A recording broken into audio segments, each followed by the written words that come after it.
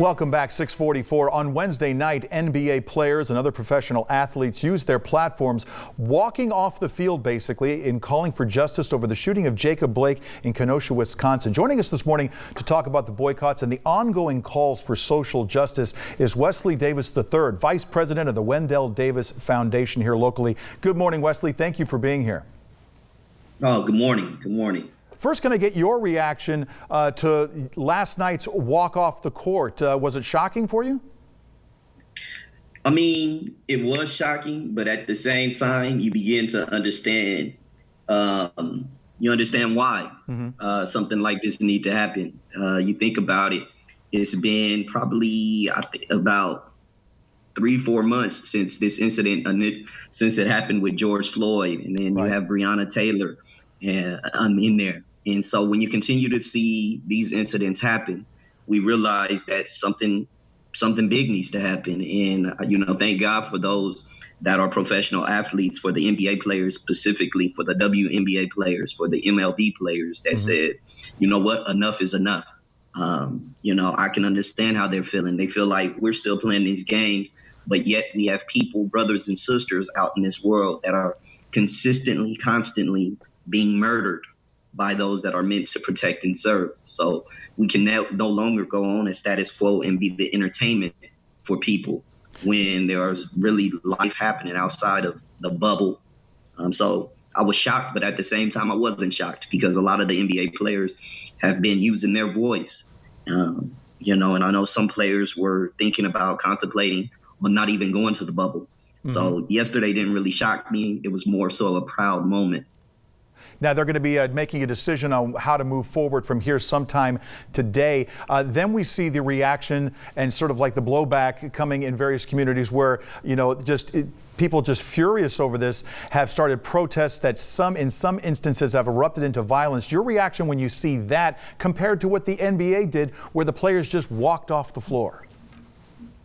Well, I mean, I think it's very important that we're able to separate the two. When you have people directly impacted in a direct community, what else do people expect us to do? Right.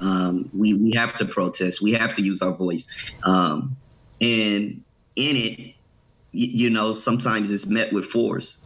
And, it's just, I get stuck at words because I am a black man. I have 11 other brothers that currently are living. I've coached countless amount of African-American young men.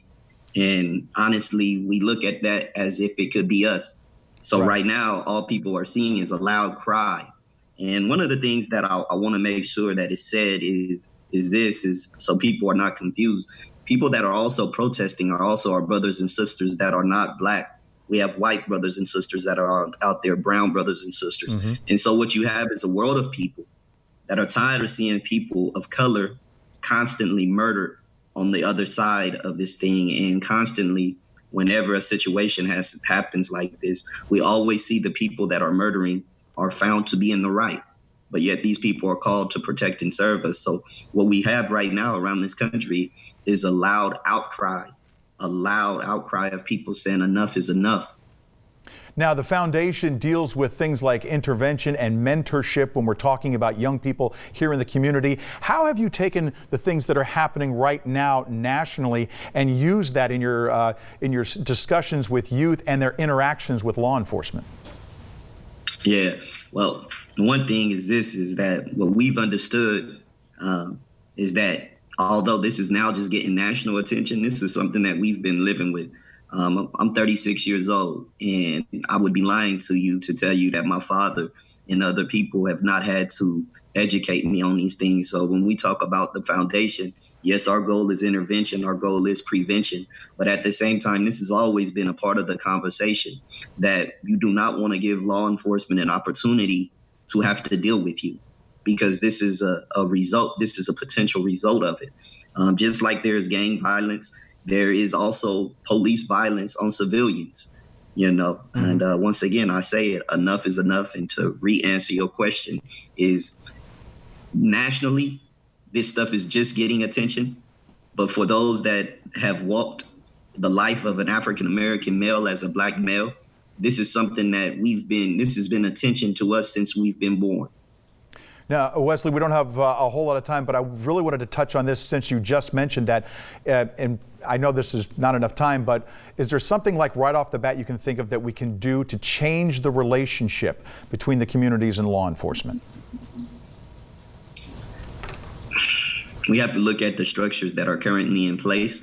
Obviously, I'm wise enough to know that, first of all, it's just a uniform, but we have to really come up with solutions about the people that are put on those uniforms, because it's really hurtful when you have people that are in a position of power that are supposed to protect and serve that are actually murdering. But in order to fix it, I think it just really comes with a whole flipping the system upside down. And first of all, acknowledging it. If we keep running away from acknowledging that this is an issue, then we're never going to fix it. Change begins with acknowledgement. Wesley Davis III. Wesley Davis III, Vice President of the Wendale Davis Foundation. We want to thank you for your time this morning. We appreciate it. Thank you.